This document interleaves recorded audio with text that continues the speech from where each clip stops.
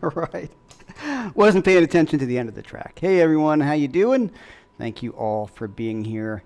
As always, today, first things first, if you are new to the channel, or please subscribe. Please share this with your friends. Please hit the subscribe button or the bell. All those kind of great things really, really helps me out trying to expand the channel and all those things that come with that.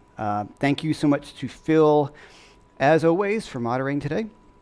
And, all right, so today we have all my courses are on sale at TrueFire, well, through me, my website, Jeff-McErlain.com. If you order there, everything is 25% off, and anything you buy goes right to me, and I super appreciate it, and I always appreciate all the support. Okay, so today, I've just thrown out a track, sort of from my In the Jam, which is a ton of fun, that course. So, sort of like a James Brown kind of funky groove. So what I want to get to talking right off the bat is how we can use the blue note. And I was overdoing it on purpose in the beginning, because I wanted to get the point out of what the blue note can really do. So I'm just playing a C blues. My changes are actually a little different. Make sure I got that right track back up again. Yeah, where is that? Windows, Windows, Windows. Open everywhere. Okay. So the change is it's just a 12-bar blues, but I put in a flat 7 dominant 7 chord. And this, when we get deep into this, my next TrueFire course is coming out. It's going to be talking about some of these blues tunes with different changes, but we'll talk about that a little later. So I have a 1 chord.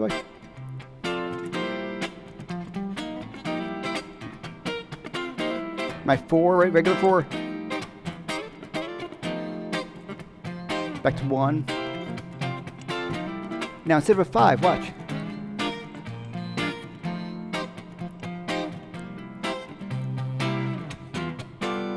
So instead of going to a 5 chord on I go to a flat 7 dominant 7th chord. Since I'm in the key of C, I go to a B flat 7 chord. 4, 1, and 5. We come across that a lot. So your first scale that you can use on all this is your pentatonic scale, right? Okay, so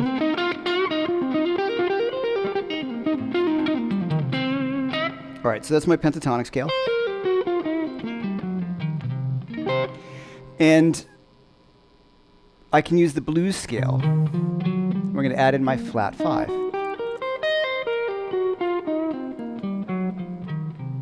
All right, so just your average flat 5. But the first thing we could think about is that sound. Let's hear it. Like by itself, not a great sound, but we can use it as some nice tension. So we're going to use it as a passing tone first. Right, so we're going to go through the note. So cool, like to just start that off. How about that? So.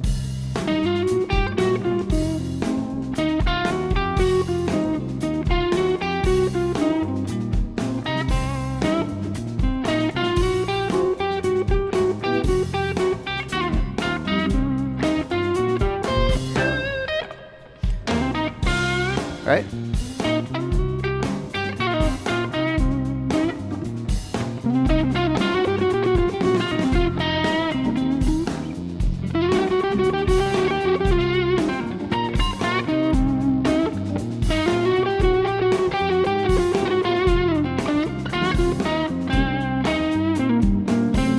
So you see, I'm just playing off of that note. I'm getting used to the way it sounds for sure, like this.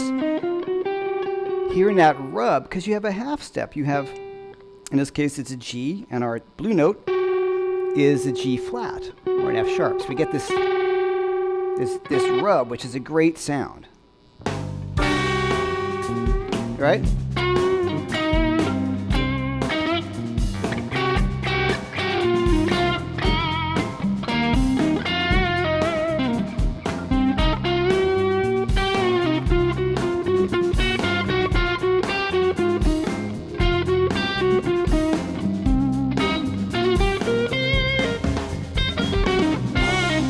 Okay, so you guys have probably played around with the blues scale, I'm assuming, and you're probably, or maybe, comfortable with that particular fingering of it, right?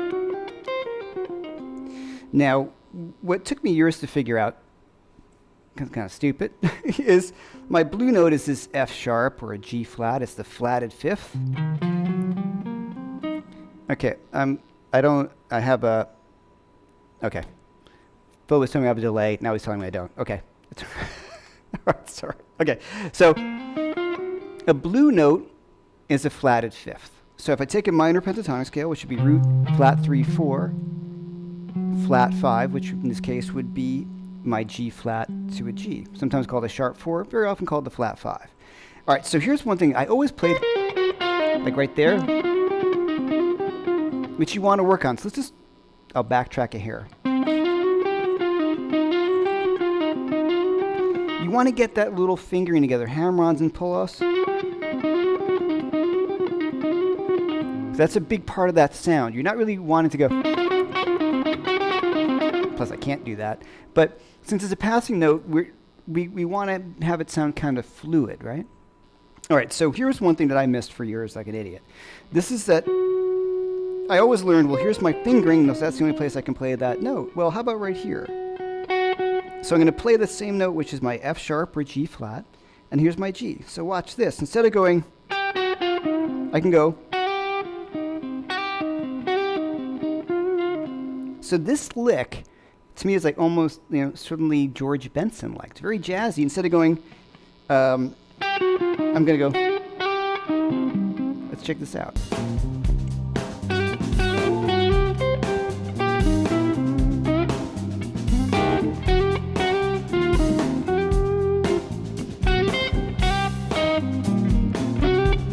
Right?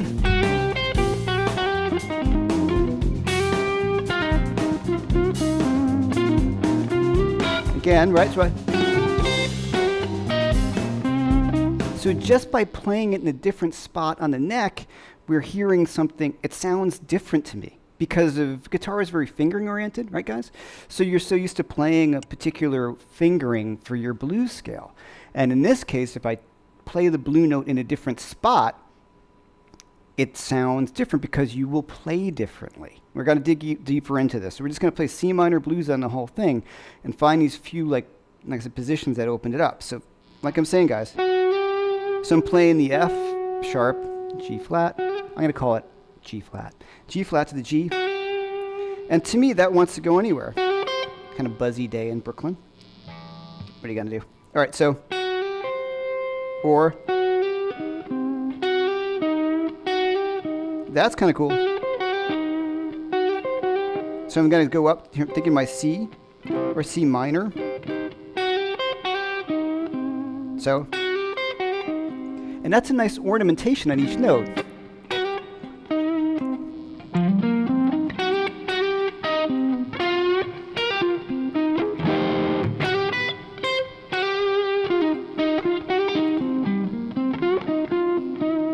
Right?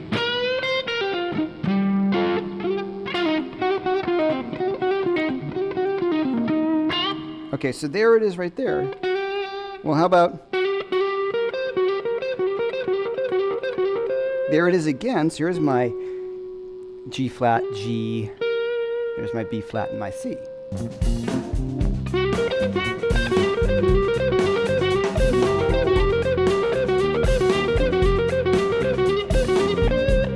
Now that lick here would be, that would stink. Yeah. That'd be terrible. Right? Fingering wise, that's just stupidly difficult. And I couldn't even play it. You know what I was trying to do. So there. Now about that same lick here. So this position is magical for me, man. Check this stuff out. So here I have my E flat, F, G flat, G, B flat, and C. So let's just mess around right there.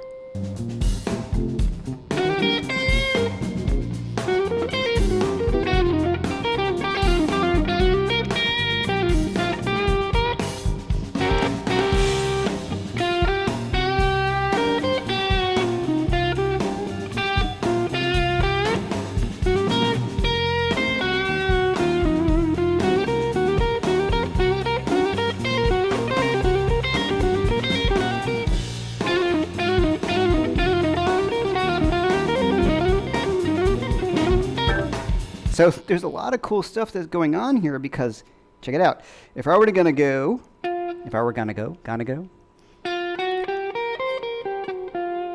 so my notes here are F, G flat, G, B flat, C. F, G flat, F, G flat, G, B flat, C. That's over 3 strings. That's really hard. 2 strings. So if we look at the pentatonic scale in a different position, we can see that there's fingerings become much easier in different positions, right? 3 strings, something like that, is really difficult as opposed to going, right? So that's across 2 strings. Things that are really, really useful. So the thing I'm going to do here too is I can slide that note. Another cool jazzy lick.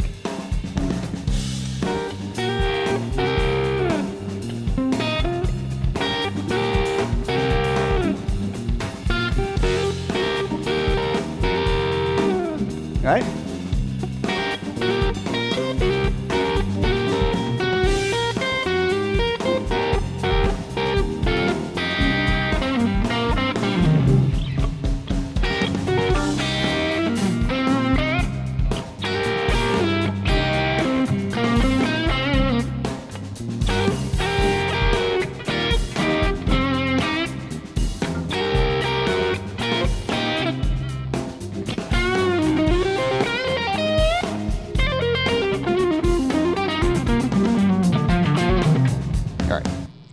So I'm found another position there, which is really useful. Double stops. Going up and down the scale right in that position. Now I like this move. So I'm sliding from my flat 5 to my natural 5 and I have my flat 7. So that's a cool sound, right? Then, that's actually out of the key, that A. That's a cool sound. Let's hear that. Let me play it right.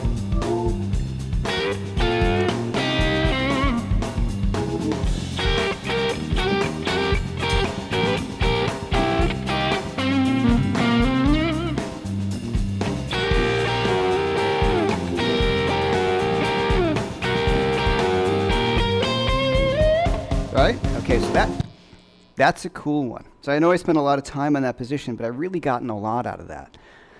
Okay, well, what about, let's spend a little more time in that position. One of my favorite moves that I played a few times is I'm going to bend using those same notes. So I'm going to take my G flat, bend it up to G. And I can really play by bending the flat 5 to the 5 to the in between. So let's hear that. 1, 2, 3, 4.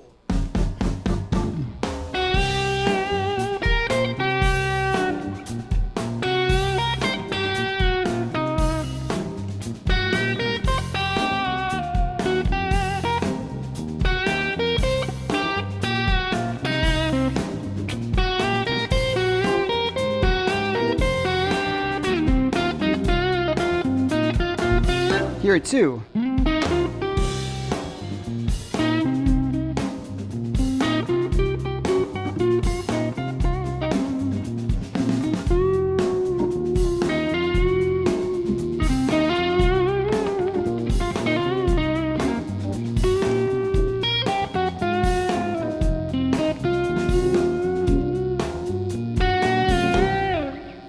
Right? So finding that note and targeting the bend it's really cool. And this takes me out of this typical, right, those typical blues licks, the first ones that we learn, by just taking the same notes and moving to a different position. And that's really, really huge. Okay, so as we continue through it, let's look at some other spots. This one. Pretty common. We hear Stevie play that one. I've learned that like. But this move, if I'm in C, I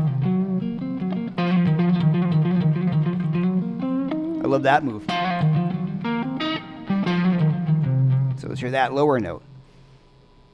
1, 2, 3, 4.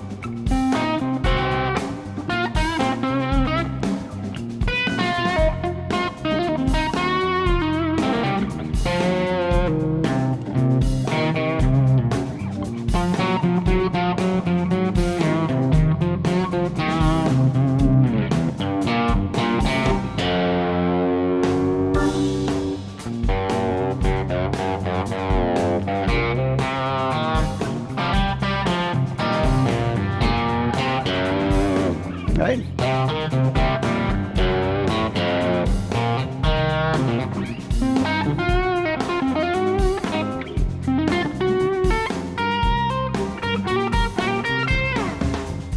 All right, so I'm basically finding that F to the G flat everywhere. So that's like a real Jeff Beck sort of thing. Right?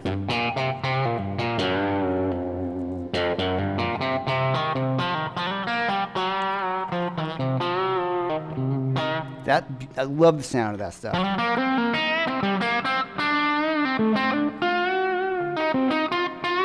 So what I'm doing is what you can think of as a quantized bend, where I can bend from the F to the G down to the G flat.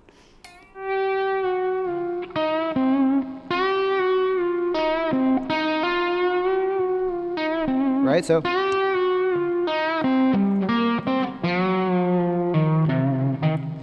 all those things, I'm just taking this track or anything, a slow blues, and isolating all the spots that I can find the blue note. Let's do a few more. One that's super common and cool. The kind of Albert King, Albert.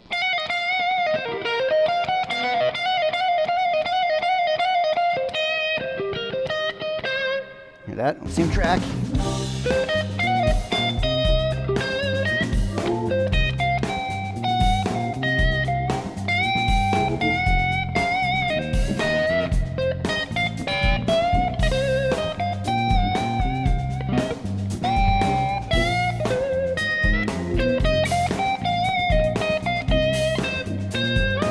How about this?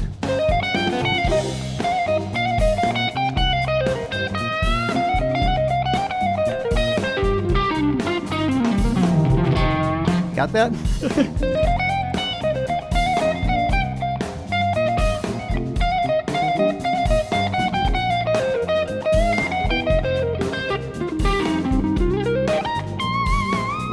All right, so one of my favorite moves here. So what am I doing, guys? How am I coming up with all these fingerings? It's a secret. Now, I'm just taking every every C minor pentatonic scale that I know, right? And working through all the fingerings. Okay. We've learned very often, I've found as a teacher, and myself included, I always learned my pentatonic scales, like I learned the 5 fingerings, but I never learned 5 fingerings of the blues scale, right? I never went through all the blues scales. I went, right?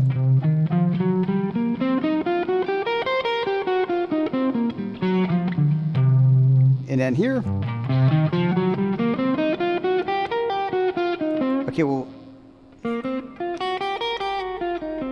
so let's take a look at that. So as you start going through these positions, you start to see different places in which you can play, in this case, that G flat. So check this out. I can play it ascending with my first finger. Yeah, sorry. Or I can slide it this way, going from the F to the G flat there. Or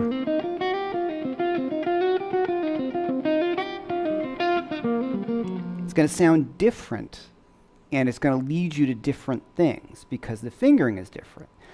And that's the real beauty of guitar. Like I said, that lick earlier on was across 3 strings here, right? This. But if I did here, you're across 2 sets of strings, and that really makes a big difference when you're trying to play a lick, and you're like, I can't get this thing fast, or it just doesn't feel good.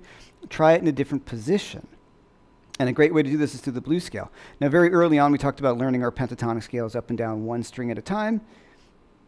So that's one of the lockdowns from a while ago. And we can do this the same thing. I'm going to learn the C minor blues pentatonic scale, blues scale, up and down 1 string.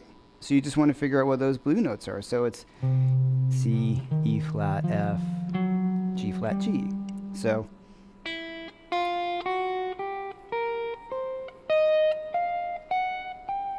I can even just solo with that.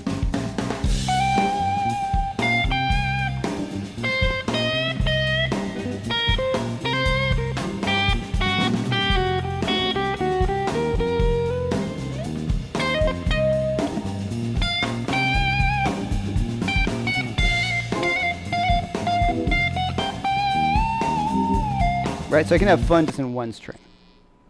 Now back to my point, that led me to that little position right there, C, E flat, F, G flat, G.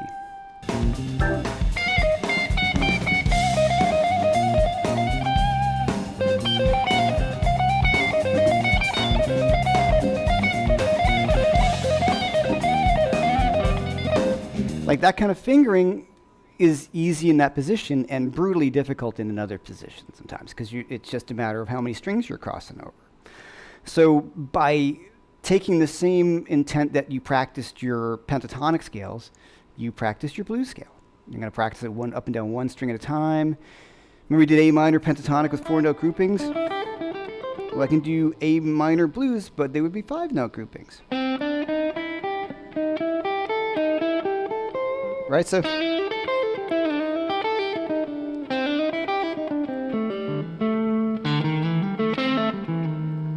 and you start to find all those places where that blue note exists and what finger feels comfortable, and all these licks start to kind of open up. And licks that I thought were really, really difficult by somebody else, I realized, oh, they're actually not playing it on those sets of strings, they're playing it in a different position on the neck, and that made it a million times easier to play. So, yeah, the blues scale. One other position that I really like, and we can just dig in right here, when you go to fingering number 2, right? Now we always do this, but how about, now watch this, guys. That's the same as this, fingering wise, so it's great. This is a good note. Not there.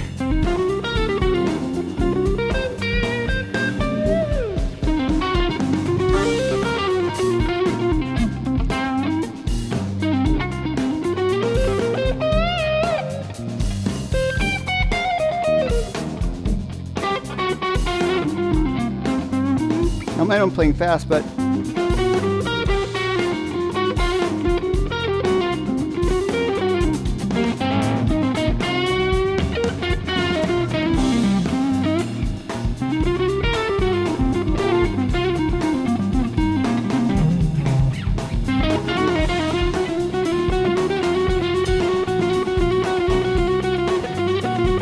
kind of doubling up that note there. Have a lot of fun with that kind of stuff. But this position I really like because it's breaking me out of the standard stuff. And it's kind of easier to play that fast. And also, this A falls in there really great.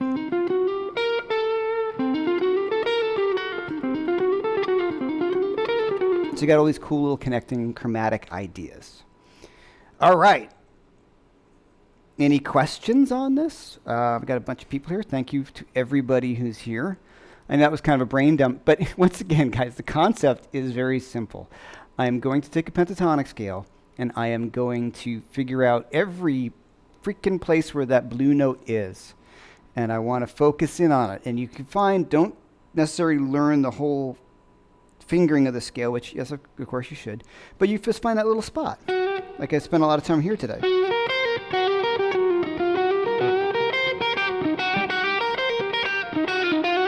Because it's great, and it's really, really useful.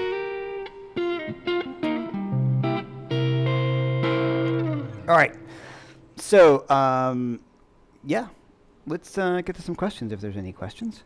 So thanks for everybody for being here, as always, on a Thursday afternoon. You know, one thing I would like to throw out to you guys as well, too, is sorry,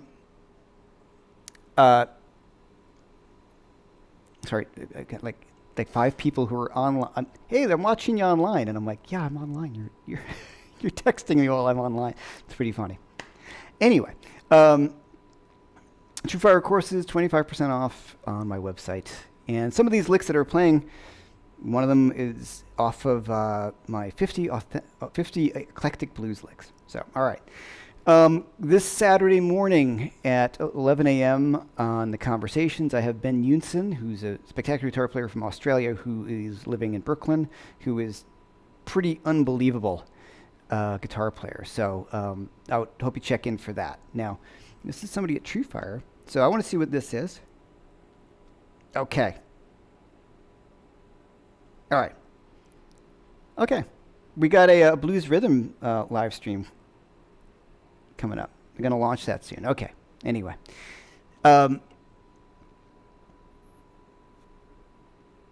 Questions. Sorry. It's so funny when I get these texts. I should turn it off, but some of them are important, like the sound is off or some sort of thing like that. I always want to know that. All right. So everybody's here. Okay. David Skinner, thanks for being here as always. 5 Watt World, Keith. Hey, Keith. Everybody, you guys are chatting about it, but Keith did that great video on the Explorer, on the Gibson Explorer, which I knew none of that stuff, so totally cool. All right, any questions on this? Okay. All right, so, well, questions come if there are any. General questions. Oh, what I want to also ask you guys is, you know, if there's any things you want to talk about coming up, I'm always open for lessons. I've got plenty of stuff to talk about, of course, but if you have any ideas, somebody who talked about they want doing hand health and stretching, and somebody asked me that on Instagram, so happy to talk about those kind of things, or anything on the guitar. Okay. So let me just go into the bending idea a bit here while you guys are talking amongst yourselves. It's a difficult thing to get that quantized bend. So one thing you want to think about is you have the F, I'm going to bend up to the G, and then I'm going to release it down the half step. So I want to get...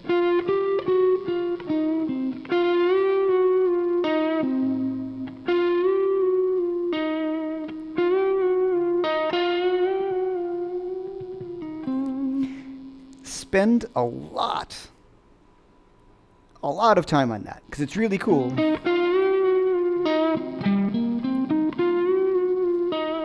Right?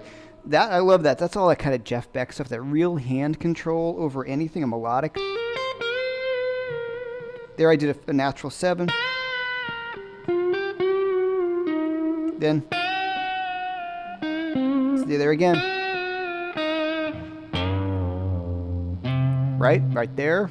I'm going to try to find it everywhere. And try with different fingers. Those are things I obsess about. Because that stuff is the stuff that really makes me go, that guy's good. You know, when I hear Jeff Beck play, or... Which brings me just a little kind of creative thing or concept in that. Like, to me, chops are amazing. You know, if someone's got technical facility and they can rip, and I love that, of course, and I work on that all the time. But the guys who really get me are the nuance guys. So, say someone like Michael Landau or Jeff Beck, or, you know, John Mayer kills on this stuff. Really subtle player, tons of dynamics. And then you can go through this thing, you know, like...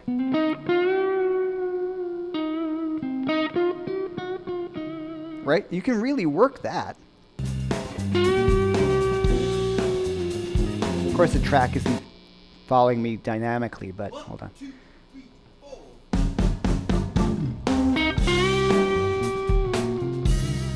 Right?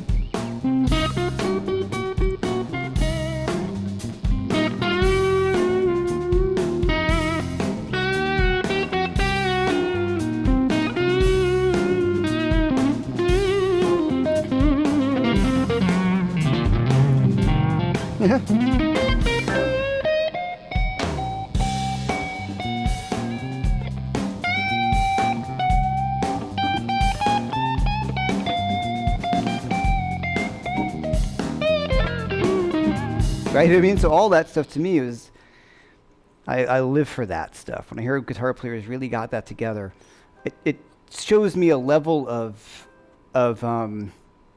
attention to detail that I absolutely just love. And for me, like I said, Jeff Beck, there's nobody better at that. But anyway, Michael Landau, another great guy at that kind of stuff. All right, so I got some questions and comments. I don't mind you guys talk. I don't feel, you're saying, yeah, you got a lot of nice people here. I appreciate everyone who's developed this community hanging out here, guys. It is really totally awesome, and I dig it. It's fun. You know, everybody comes here and we hang out, which is excellent. Okay, so Phil, you put the questions at the bottom. Okay, so a new course. Yeah, there's going to be a new course coming out.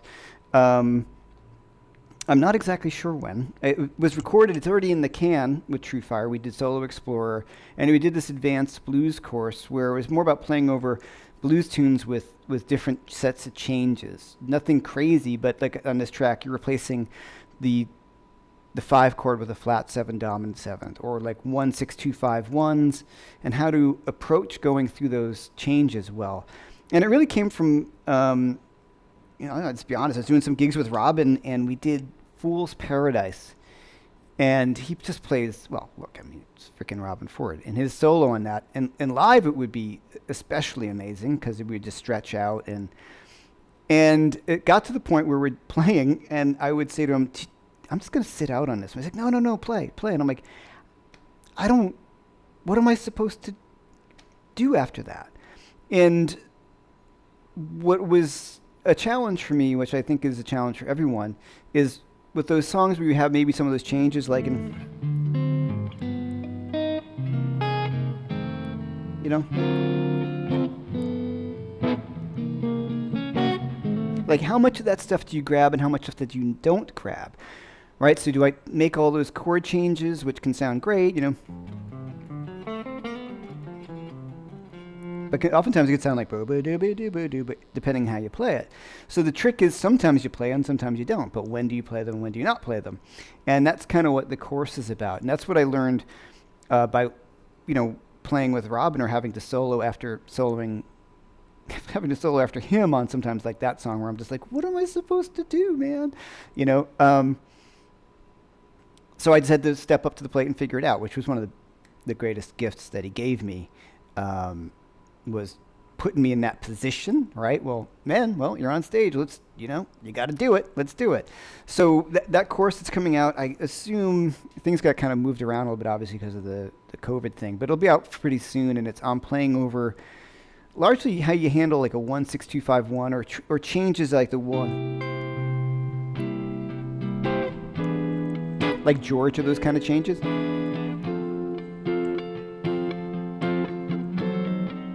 Those kind of things, which always kicked my butt.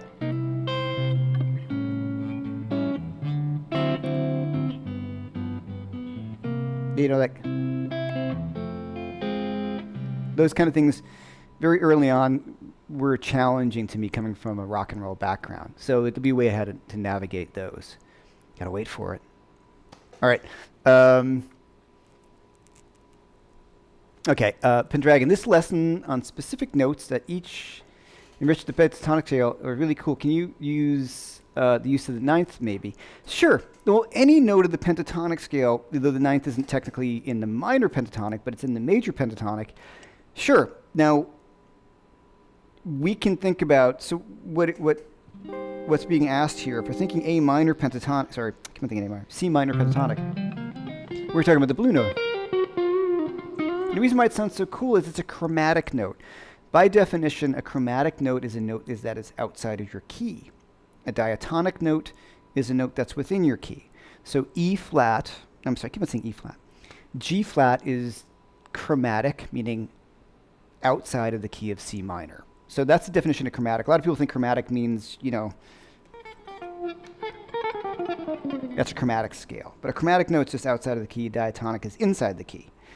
All right, so what Pendragon was asking, which is a really great question, guys. I have my 9, which would be my D. I love bending that up the half step. That's that kind of, certainly something that Gilmour does all the time. But it's a great sound.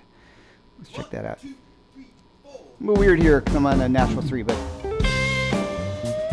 Right? I'm going to bend it a whole step. Now I'm going to bend it half, right?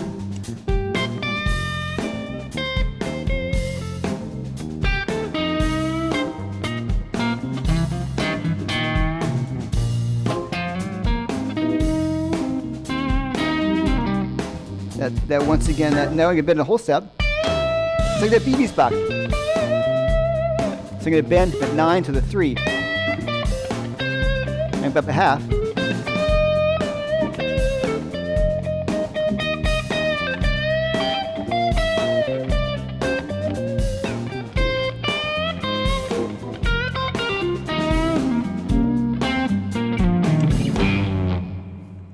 Okay. So, yeah, you can take any note and start to experiment with it, right? So, kind of the sky's the limit. But the blue note, I have found from my years of teaching and playing that guitar players are sorely lacking on the blue note outside of positions that they grew up learning how to play, or out of licks that they learned how to play, like some Albert King Stevie Vaughan licks or Hendrix licks. That all the blue note is a flat 5. That means it exists all across the fingerboard. And then you can start to get those ideas by just experimenting. Do it all around the fingerboard. That I've found everybody's like, man, I never thought about that. And I'm like, yeah, well, because you didn't look at it this way. Look at the guitar horizontally, and it makes a huge difference. And then, like I said, you can just go through the progression and find that note.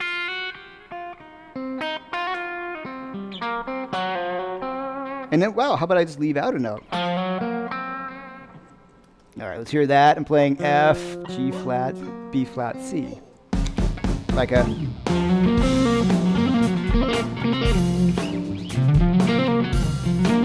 It's a cool sound. And my 4 chord.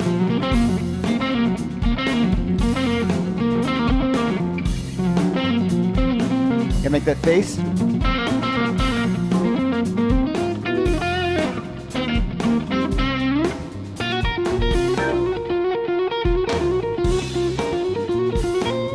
Right?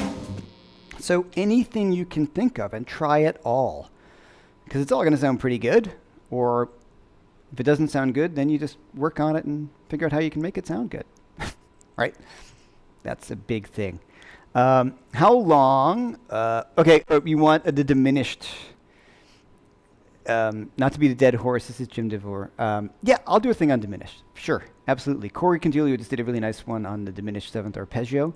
I have a whole course on diminished, as you know. I'm really proud of that course. Not that I'm not proud of my other courses, but that was one of those courses where I really feel like this is how I made diminished work for me in a blues situation. In other words, it should be retitled How to Sound Like Robin Ford with a Diminished Scale. That's what the name of the course should be.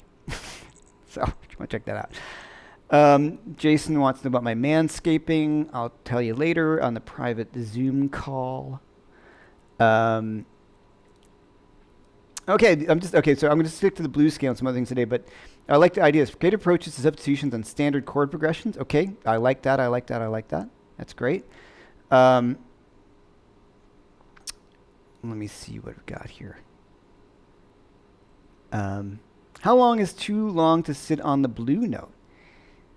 There's no real answer to that. That is up to you, right? I mean, check it out. It can sound great, you know. I'm going to beat it up.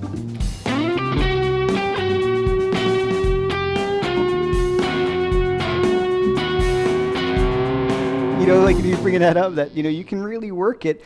It depends. You want to keep it in motion. That's what I'm doing there. I'm kind of bending through it. I'm not going... But if I go... You know what I mean? If I kind of work through it and use it as this thing that's creating tension, and I'm just displacing my resolution. That's all the blue note is, guys. You're displacing, or you're delaying, as a better word, the resolution to a chord tone. And it's just, that's it, right? It's a passing chromatic note, but in that kind of sense, you're waiting for that note to resolve, waiting for the note to resolve, and then you have to use your ears and how long you think it sounds good. I mean, hear Stevie do that stuff all the time, and it's just killer, because he was really good. Okay. All right. A breakdown of one of my song breakdowns. Oh, I'd be happy to do that. What song would you guys like me to break down? If anybody's online, I will be happy to talk about my own music. As always, of course. Okay. This is 5-Volt Word. The subtle bends that you have in the British blues chorus are a real eye-opener for me.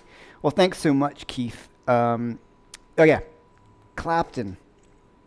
Talk about another guy who I owe all this to, and just to throw a compliment back at Keith, he did the excellent Beano documentary, the quick history of the Beano record, and he asked me so generously to supply the music.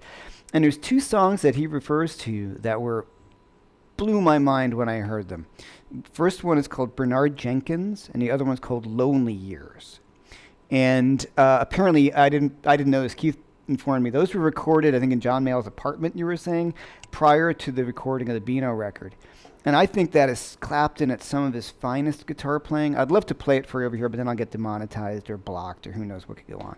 There is another one, and it's called "Dragging My Tail," and it. Let me just get this for you guys, because I really think it's worth listening to. It's Dragging My Tail, and it's off this record. Don't play it. It's Eric Clapton and Jimmy Page, The Blues Anthology. That's what it's under in Apple Music. And the tune is called Dragging My Tail. And wow, like it's so poorly recorded and all this kind of stuff because of the time. And I believe it was recorded like at one of their guys' houses or something like that. Another one called Snake Drive on that same recording.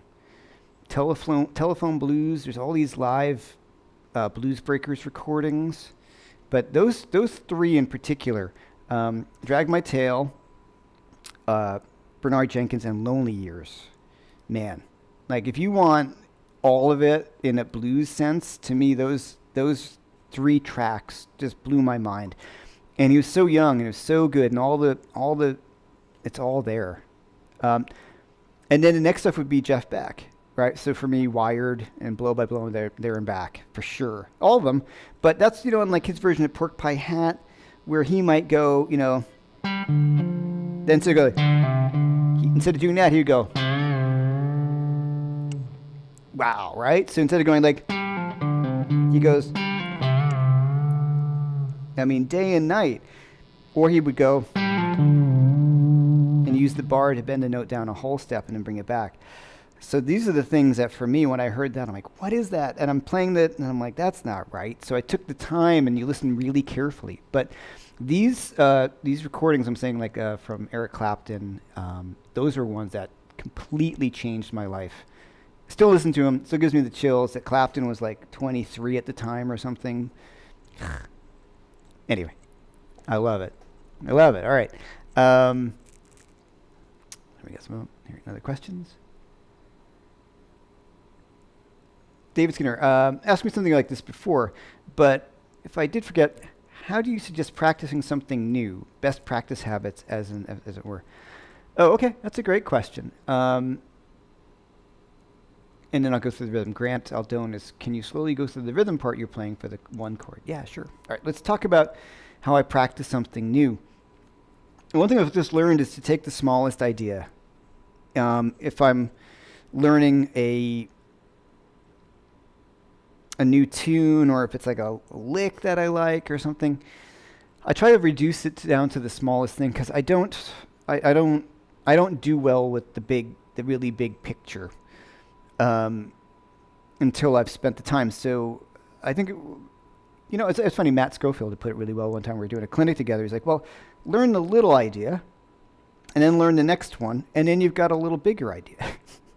And then you learn that other little piece. And then suddenly you've got a bigger idea. Like I just kind of, it's pretty obvious, but just the way he put it was so English, which was very funny, the way his humor is, which he's a very funny guy. And just the way he laid it out was like, yeah, so that's the way I do these things too. I just break it down to its smallest thing. Because if not, I don't know, I get distracted or I get bummed out or I miss points, things like that. So if I'm talking about these bends, in particular like this, David, if I'm talking about bending the blue note, I'm just going to spend an hour just on this one track or maybe change keys or something and just bend my flat 5 to and from it. I'm going to use that. And then I might try to practice bending from each note. So I'm just going to only do that.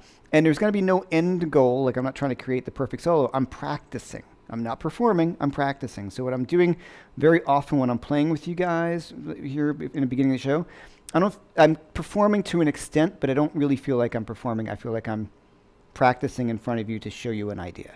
Okay. Hey Grant, do you mean when I'm playing on this one chord, on this?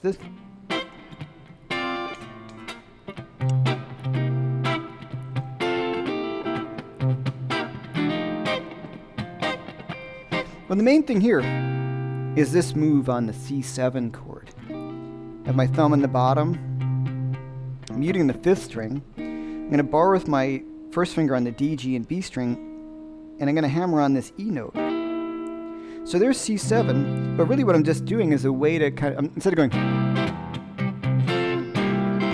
that sounds terrible. So I want to drop this 5th power chord, and that opens up the sound. I get my thumb on the bottom, which takes a little bit of work, right?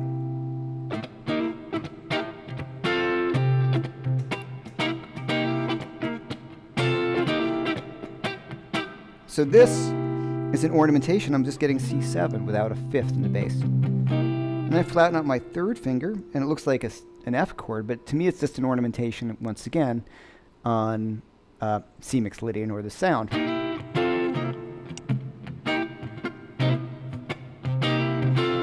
Right? And then the hand is going.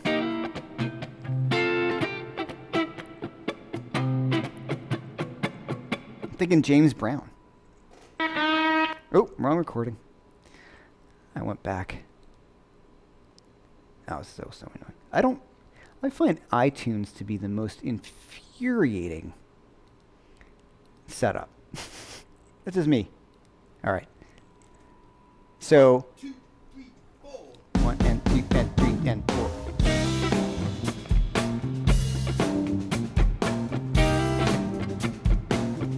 Like roll with it, right?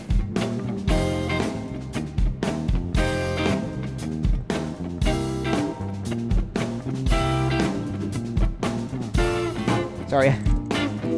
Flat 7th.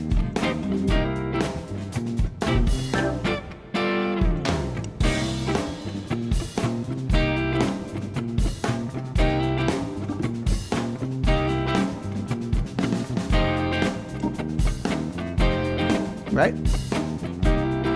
Keeping us going.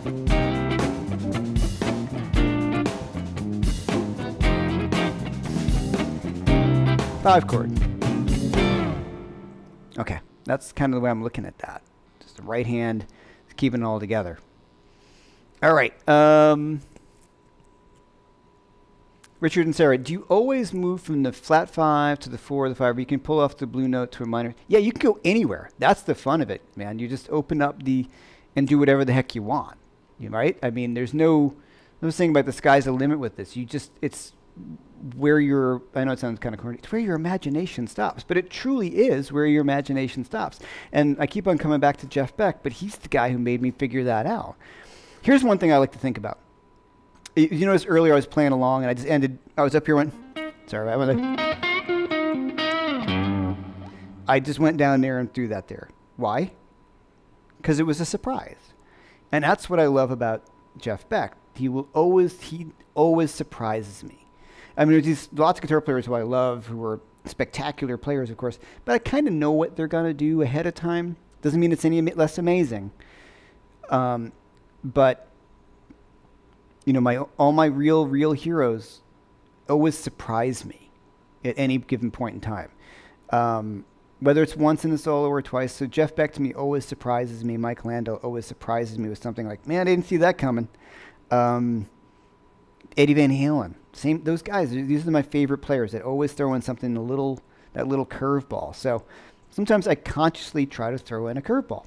Also, I like a good sense. I hopefully have a good sense of humor. Well, my wife says I have a good sense of humor. For you Monty Python fans, nobody has a better sense of humor than me, except maybe my wife. Right? No, that's that great Graham Chapman skit. So what I like to try to do is try to bring out a bit of a sense of humor in music sometimes. I think a lot of people are way too serious, and to me, Jeff Beck can be a funny guitar player. Like there's a sense of humor in the things that he does. I think for sure. Bill Frisell, Schofield. There's this blues, if I can find, I'll put a link on here, that he does. It's on a thing on YouTube. It's about 5 or 6 years old. It's the craziest thing in the world. It sounds like he's just about to explode at any time. He's having a great time playing the craziest stuff, and it's all, to me, it's musically hysterically funny, and it's so commanding. I say hysterically funny in a sense of like, not like like clown music, meaning like, where is this coming from? Like, this is just, I don't know what he's thinking, but there's a sense of humor coming through in his music that to me is very important. I think if somebody takes themselves too seriously all the time, that's a bummer, you know? Music can be funny. So, a little tangent there. All right. I'm always going back, this is from Ron Peterson. Hey Ron, how you doing, man? I'm always going back to restudying pentatonic scales and boxes. Should I learn these and go back to the blue note, or just learn the boxes including the blue? Yeah, like both. But I would, what you're asking, I would go through your blues scales as you normally do, and then add in the blue note, both horizontally and vertically. Like I said, you know, your box positions, and then up and down each string, because you're going to see them differently. And then practice limiting yourself while soloing. And we've talked about this all the time. I'm going to limit myself to 2 strings and just solo on 2 strings. And once again, I'm not trying to create a great solo. I'm practicing. I'm messing around with how things sound in 2 strings. And that's where I started to kind of feel like those like...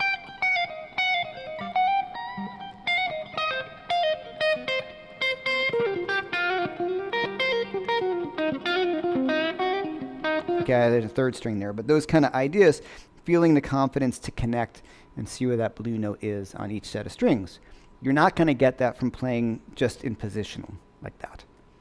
Okay.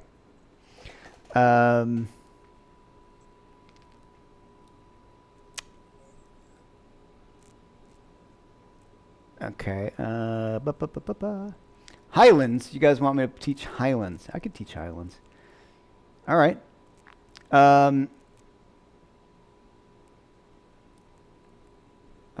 Okay, oh, all right. Or also, don't mean a thing. That's fun. 3 votes for Highlands. Always happy to talk about either of those. Okay.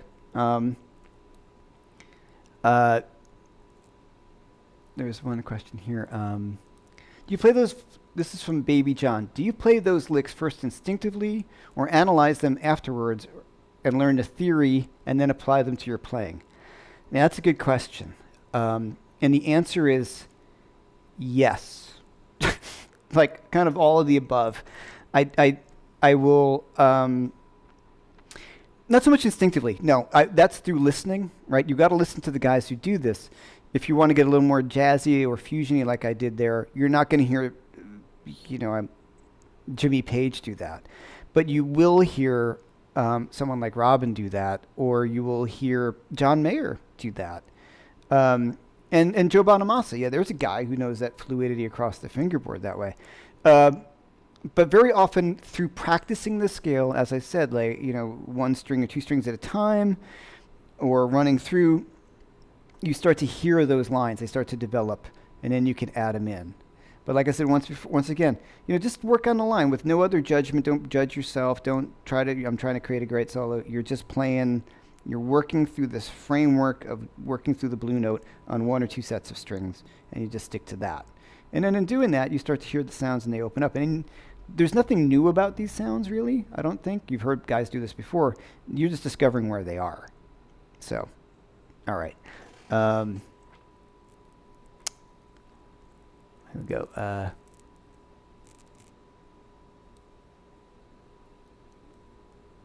Okay, do you mainly use, this is from Matt Gibson. Hey, Matt, how's it going, man? Do you mainly use the blue note over blues or dominant chord progression, or you can use it in other things? Oh, well, yeah, this is a super great question. Thank you for bringing it up. I should have thought about that. The blue note is equally as cool on a minor chord progression, all right? So if I'm thinking C minor, because it's not the third. So the flat 5,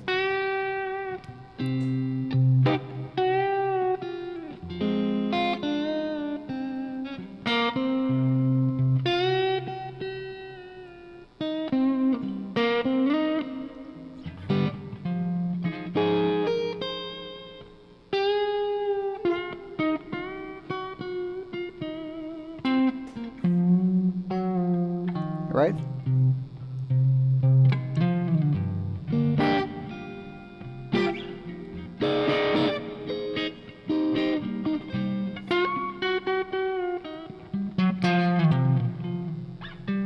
Right? So the minor, using the blue note on a minor is maybe cooler even than using it on the dominant, or equally as cool. Because what you get out of that is that real longing, right? So I've got that. So what I'm doing, I'm bending my flat 5 and just have my hair flat on purpose. I'm not going, right? I'm not doing that, I'm going, right? So I can,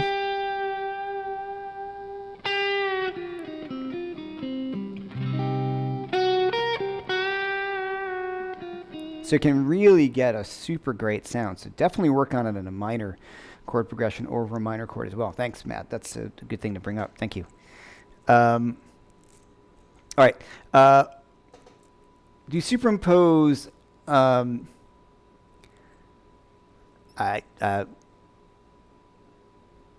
do you superimpose a 1-4-5 blues on a 2-5-1 going to the 4 chord? Okay, yeah, that's another lesson. We could talk about 2-5-1s coming up, but that's a whole can of worms that been on for an hour. I can do a whole lockdown on that. Changing the name to the Juke Joint, guys.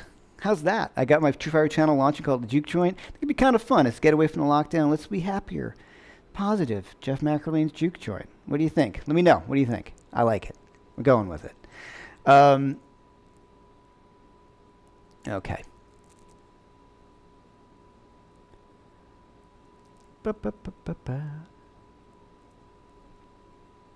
It's an ex-parrot. Yes, he's pining for the fjords. Okay, cool, guys. So I really appreciate everybody. People are commenting and they like the courses and they're enjoying what they're getting here. So I really appreciate it. We're talking about the bends. I spend a lot of time working on bends, and I think you should too, and everybody should. It's what separates the great players from the average players in my mind. And the subtleties that I'm talking about today. All right, I like how I can kind of sometimes after going through all this, I clear these things up in my head too. What we're talking about, apart from the dynamics, is we are talking about you want a lockdown T-shirt. I like the Juke Joint, but I want a lockdown T-shirt. Maybe. All right, we can do both. Okay, we can do both. All right. So what I'm thinking about here is it comes down to ways to express an emotional idea on the instrument. And the blue note is a great one to do that because it's that sound, right? I mean, right? So that's just part of, what African music brought to America. It's the blues and jazz. It's based upon that sound.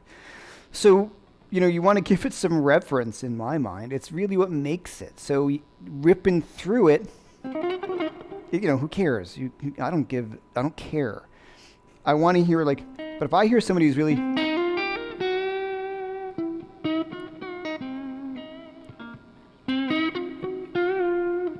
right? I'm hearing that. Not that everything should be that way, of course, but the thing about the blue note like that is it gives you a great opportunity to take a specific note that adds a lot of really beautiful tension that is part of blues and Western music and American music, and make it your own and practice it consciously. Like, okay, I'm going to my flat 5. I'm going to bend it to my natural 5. What can I do with that? I can bend it a little bit and I can spend time. And I've literally, I know I'm repeating myself, but I spend time going,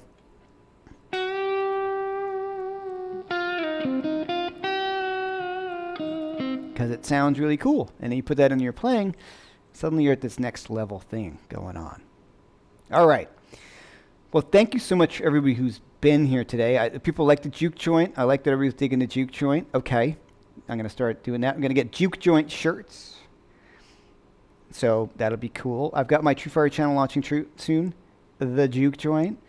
And Ben Younson will be here on Saturday morning. Go check him out. He is unbelievable. I want to know what he's doing. So I'm looking forward to talking to him. And thank you for everybody for the support, as always. Please share if you like what you've seen here. Please share it. It just expansion of the channel really helps me. And TrueFire courses, blah, blah. I see the people have been hitting the tip jar, and I super appreciate that as well. And I see Hermano asked a question. Why is it called the blue note? Because it sounds bluesy. I think that's it. I think that's the answer. That's the best answer that I've got for it. All right, guys. I will see you on Saturday morning. And any other things too? If you want to shoot me an email through my website, please do. I have the tone tips. Oh yeah, Phil, thanks, man. The tone tips that I'm throwing on here. And if there's other stuff that you want to see on the channel, like individual lessons, I did that one on that Peter Green style lick. Anything like that, let me know what you guys want to see from me, what you would like to see. I'm not really big on, I don't want to do gear demos because there's guys who do so many great ones, and that's just not where my head's at. I'd rather just talk about music and guitar. Nothing wrong with the guys who do the gear demos, but when I have, Pete Thorne and Sean Tubbs and all these spectacular guitar players doing these top-notch gear demos, I'm like, well, those guys are going to do it. I've got some nice gear, but I don't really I just normally just take my guitar and plug it into my amp, honestly, at this point in my life. So any kind of subjects that you want me to cover, I'd love to hear from you. Please feel free to email me through my website, jeffmcearlain.com.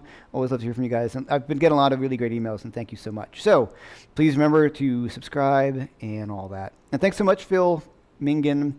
Oh, Jason Laughlin will have his live stream on Thursday at 7 p.m. Please go check him out. One of my best friends, and what a great guitar player and educator. I think you really dig him. And thanks, everybody. Please go check out the Shane Theriot interview I did the other day.